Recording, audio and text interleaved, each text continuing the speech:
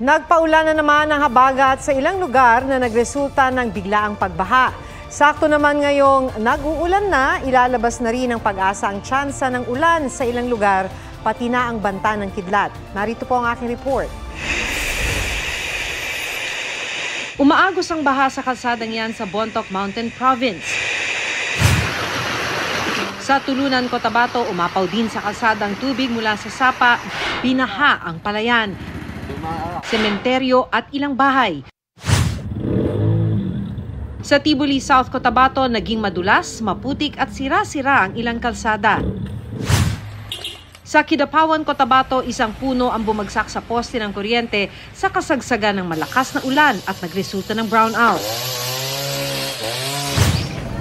Sa Cagayan de Oro City, nagpabaha ang malakas na ulan sa barangay Iponan. Mahigit 100 pamilya ang inilikas. Binahari ng ilang bahagi ng Mandaue sa Cebu. Para mas mapaghandaan ang mga pag-ulan na nagdudulot ng baha, pwede nang makita ang tsansa ng ulan sa ilang partikular na lugar sa website ng Pag-asa na www.pagasa.dost.gov.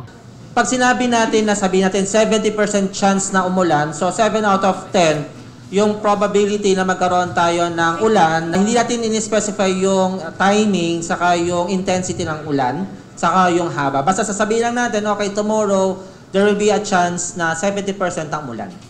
Masisilip na rin sa Pag-asa website ang regional weather forecast. Sa panahon.gov.ph, makikita naman real-time kung saan tumatama ang kidlat. Huwag magpahuli sa mga balitang dapat ninyong malaman. Mag-subscribe sa GMA Integrated News sa YouTube. Sa mga kapuso abroad, subaybayan nyo kami sa GMA Pinoy TV at sa www.gmanews.tv.